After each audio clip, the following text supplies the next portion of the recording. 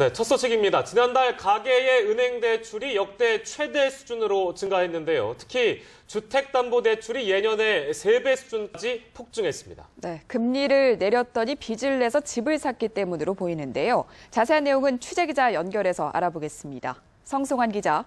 네, 지난달 가계의 은행 대출금 잔액은 566조 원으로 한 달 만에 3조 7천억 원이 증가했습니다. 통계 집계가 시작된 2008년 이후 2월 중 증가폭으로는 역대 최대입니다. 특히 주택담보대출이 크게 늘었습니다.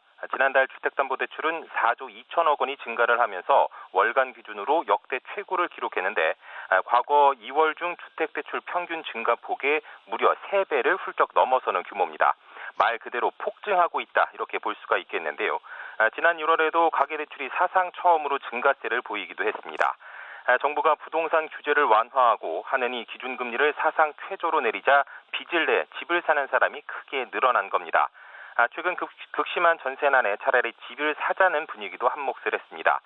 문제는 집값이 떨어지거나 기준금리가 인상이 되게 되면 이자 부담이 늘어나고 부채 상환이 차질이 발생할 수 있다는 점입니다.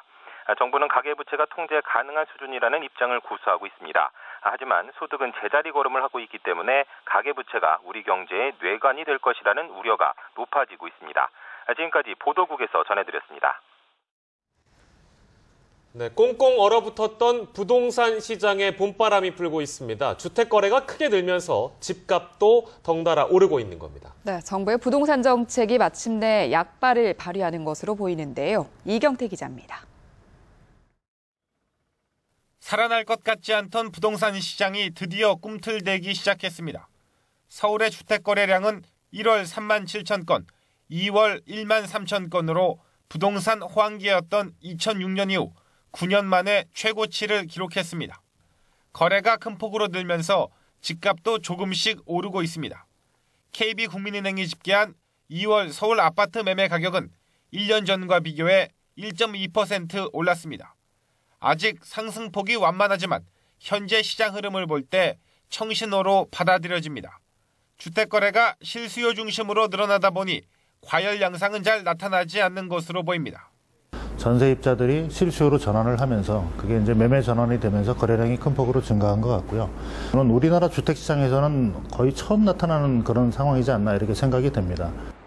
분양시장도 지난 2월 경기도 광교 힐스테이트가 422대 1, 대구 교대역 동서프라임이 119대 1의 청약 경쟁률을 나타내는 등 봄날을 맞았습니다. 미분양 주택까지 팔려나가 올해 1월 전국의 미분양 주택은 작년 동월 대비 36% 줄었습니다. 집값이 더 이상 떨어지지 않을 것이란 기대감까지 더해지면서 부동산 시장은 당분간 활기를 더해갈 것으로 전망됩니다. 연합뉴스TV 이경태입니다. 내수를 살리기 위해서 임금을 올리자는 주장에 정치권이 호응하고 나섰는데요. 정작 당사자인 재계는 불편해하는 기색이 역력합니다. 네, 한마디로 올릴 형편이 아니란 건데 이러다 연말정산 파동처럼 논란만 키우지 않을까 걱정됩니다. 김종수 기자입니다. 다시 한번 경기 부양에 나선 정부. 최저임금을 비롯한 임금 인상이 첫 타깃입니다. 소비부터 살려야 경기 선순환이 가능하기 때문인데 여야도 온도차는 있지만 공감하는 분위기입니다. 여야와 정부가 머리를 맞대고 최저임금을 어떤 속도로 높여나갈 것인지. 이 최저임금의 인상이나 또 비정규직 차별 금지 이런 문제에 대해서 저희 당도 정말 진지하게. 노동계는 당연히 긍정적 평가인데 또 다른 당사자인 재계는 불편한 심기를 숨기지 않고 있습니다. 우선 전국경제인연합회 부설 한국경제연구원은 임금을 올려봐야 내수 진작이 어렵다는 보고서를 내놨습니다.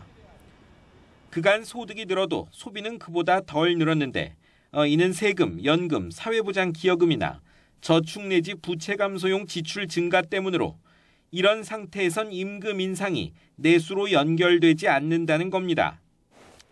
경영자 총협회는 이미 올해 임금 인상 가이드라인을 실질적 동결 수준인 1.6%로 제시했고 중소기업들에선 최저임금 동결 주장까지 나옵니다. 최저임금 인상되는 경우 결국 영세기업, 소기업에서는 고용을 줄일 수밖에 없는 그런 부분들이 있고, 이는 오히려 최저임금 인상을 통해 소득 증대라는 정부의 어떤 의도와는 다른 방향으로 갈 수도 있습니다. 최경환 부총리 등 경제장관들과 경제 5단체장은 오는 13일 머리를 맞댈 예정. 이 자리에서 최경환식 임금 인상론의 향방이 결정될 전망입니다. 연합뉴스 TV 김종수입니다.